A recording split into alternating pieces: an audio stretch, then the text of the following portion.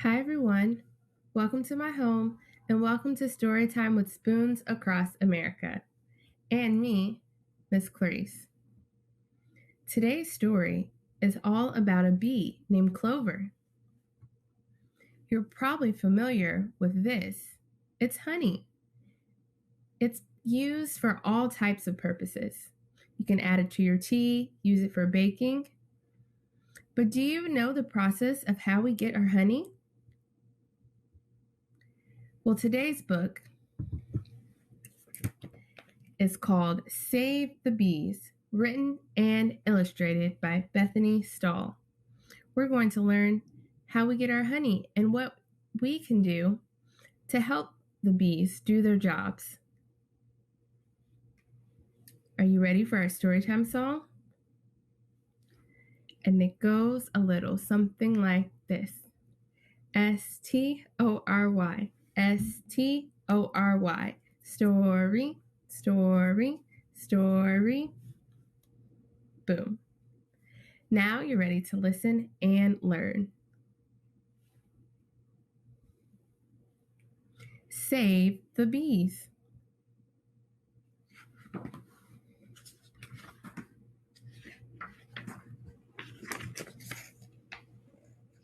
On a warm, sunny day in the yard outside Mateo's apartment, a small buzz sounded from the center of a flower. Out of the petals popped a little bee named Clover, who had a fluffy yellow stuff all over her.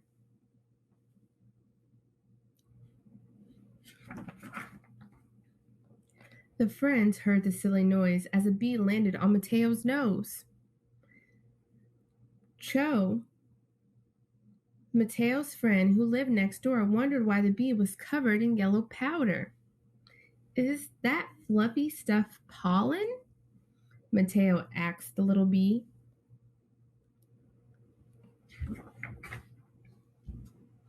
Clover buzzed.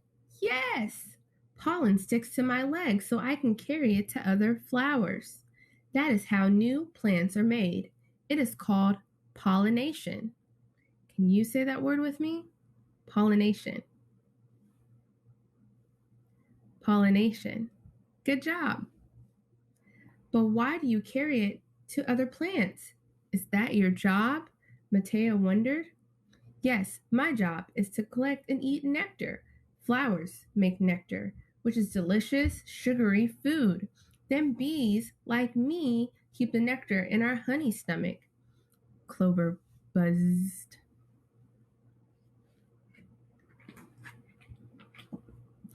Do people have a honey tummy? And what do you use it for? Mateo asked. No, humans have one stomach, but bees have two, Clover said as she rubbed her tummy. Wow, I didn't know bees had two stomachs. My honey stomach is like a backpack, but on the inside of my body. I can carry nectar all the way home to the beehive. Once I get home, I empty the nectar out for the bees that stay in the hive. Then they chew and chew just like it's bubble gum. The nectar will turn into thick, sticky honey, Clover explained. Whoa! Chow and Mateo said. We love honey. Thank you for making it. On this page, I'm noticing a diagram of the bee's body.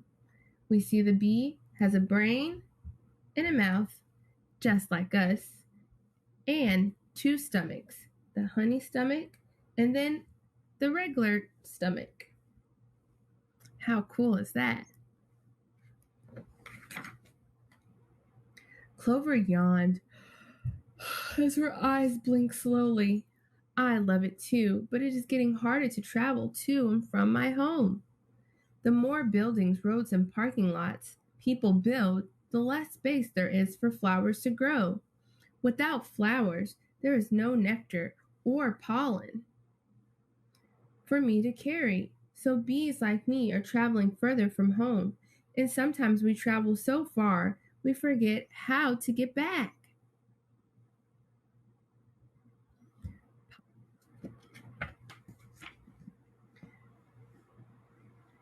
Mateo carried Clover to a nearby flower to take a nap. While she slept, Cho and Mateo brainstormed a plan to help Clover.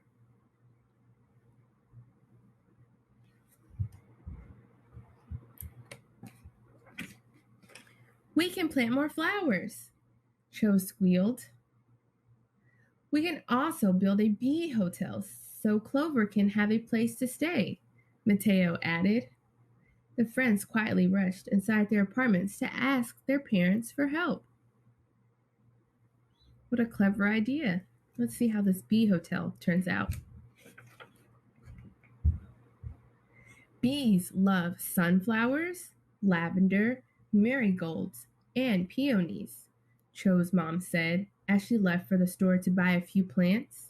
Mateo's dad helped them build a bee hotel with a reused plastic bottle and bamboo, which is a renewable resource.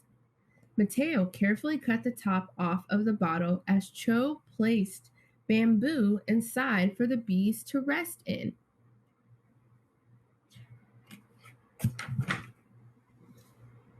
Clover woke up from her nap and flew over to her friends. Surprise! Her friend shouted.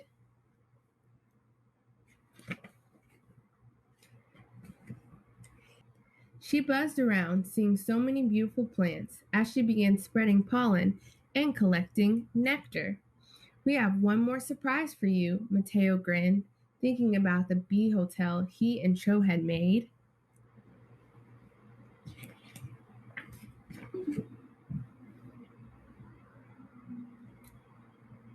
Clover saw the hotel that was perfect for her friends and family. Bees could now take a break between their home and the flower field. Thank you, thank you, thank you, Clover cheered. Mateo and Cho exclaimed, together we can all save the bees. The end. What a great book. One way that you can help the bees is by planting flowers in your neighborhood, or maybe in your community garden if there's one close to you. We want the bees to be around so that we can have delicious honey just like this. For activities that correspond with this book, or to read more stories like this, go to www.spoonsacrossamerica.org.